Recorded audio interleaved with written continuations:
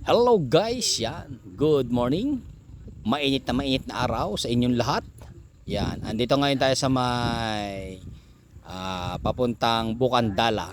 Galing tayo doon sa may pagawaan ng jeep na kung tawagin ay Milwaukee. Yun.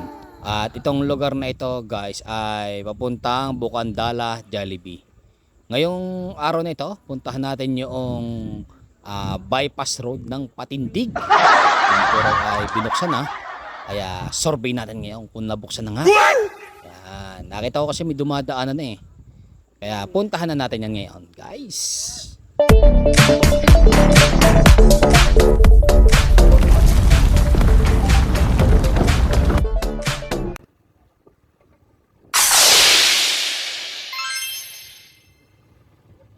Ngayon pala nga guys ay medyo mainit. Kaya ingat tayo. Lagi tayo magdala ng tubig. Yes! Yan. At ngayon ay magandang mag-ikot-ikot dahil nga hindi pa pasokan ng estudyante. Medyo maluwag pa yung mga daanan ngayon. Kaya ikot-ikot muna na tayo. Napansin ko kasi noong kami dumadaan dito ay may dumadaan na doon sa sa may bagong gawang daan doon sa may Patindig. What? Bypass road ng Patindig. Wow! Ay gusto ko sanang madaanan din at ma-experience kung ano ba ang meron doon sa loob na yon. At saan ba lalabas yon? Yan. Yan ngayon ang pupuntahan natin dahil nga nabuksan na yon. Pero parang ang tingin ko lang yun eh. One way lang. Kasi may nakalagay doon one way. Parang nakita ko papasok lang eh.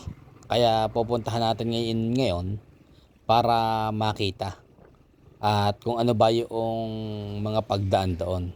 Sabi kasi nung tropa ko ay nadaan daw kasi sa loob ng subdivision yon. Tapos pag daw gabi ay hindi daw pwedeng daanan na. Kaya medyo curious ako doon sa daan na yun. Kaya nga yan ating pupuntahan ngayon.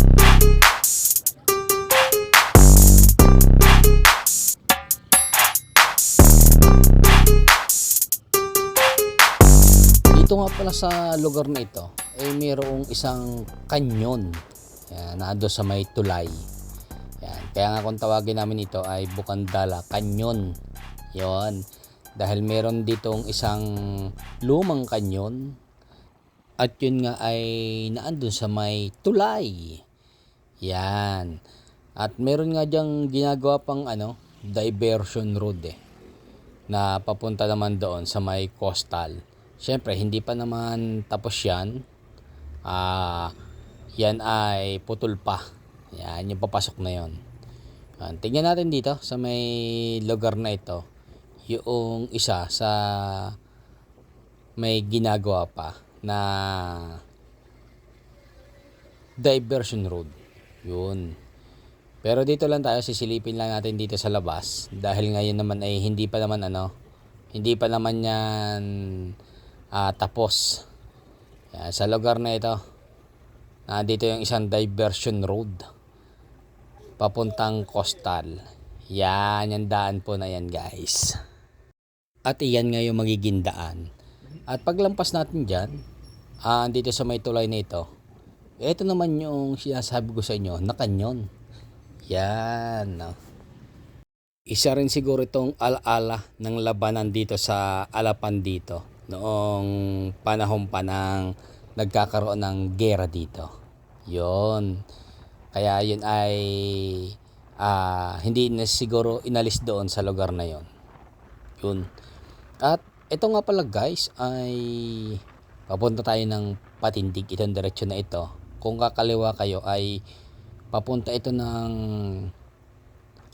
lumang munisipyo. Yun. Ng Imus. Pagka kumaliwa kayo ng dire-diretso, palabas yun ng papuntang BDO o papunta sa Palengke. Yan. Dito siya guys. Yan. Pero iikot tayo dun sa kabila para makita natin kung ano bang itsura pagka doon galing sa kabila. Yan. Kung lalabas kayo dito, yan, patindig po yung dire-diretso na yan. At kung kayo nga yung mata-traffic, ay kung mapapansin yung traffic din dyan, pwede kayong kumanan. Yan. Ikot lang tayo guys dito sa lugar na ito. Yan. Pag ikot natin dito sa Alphamart, parang kaganda kasi ng pasokan pagka dito pumasok sa lugar na ito. Yan. Ikot lang po tayo.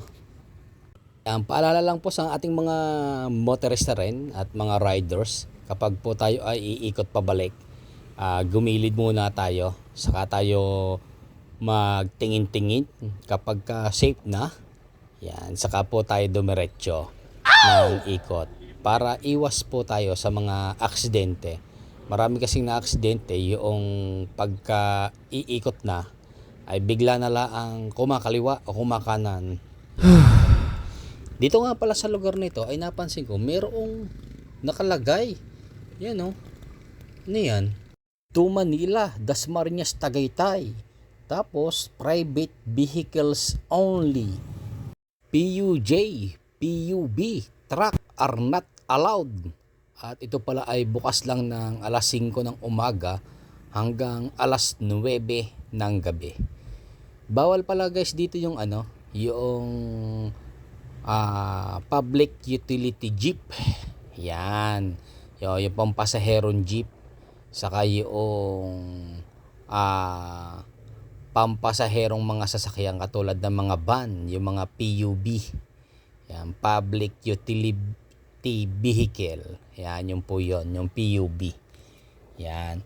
Yung pala ay bawal sa pagdaan dito sa lugar na ito. Pang private vehicles lang pala tong lugar na ito. Medyo dahan-dahan lang daw sa lugar na ito dahil nga ito ay may limit na lang na bilis ng sasakyan. Parang nasa 40 lang yata yung kailangan na takbo dito sa lugar na ito. Dahil nga ito ay lalabas nga daw ng subdivision. At isa pa sa maganda dito, pinagamit ng subdivision na ito yung kanilang daanan ng libre. Yan. Sa ngayon, libre pa ito. Hindi natin alam kung pagdating ng panahon ay magkaroon to ng bayad. Halimbawa, parang mga 5 piso sa mga dadaan dito. Katulad ng ibang mga subdivision. Halimbawa, katulad dyan sa may Bacoor. Yan. Yung may papasok doon sa may San Nicolas doon. May bayad yun parang 20 yata pagka motor, pagka truck 200. Ayan, parang may toll gate. Pero dito ay libre pa sa ngayon. Yan. Kaya para mapadaan tayo ng laging libre, yan, sunod tayo sa kanilang batas. Yan, dahan-dahan lang. Yan.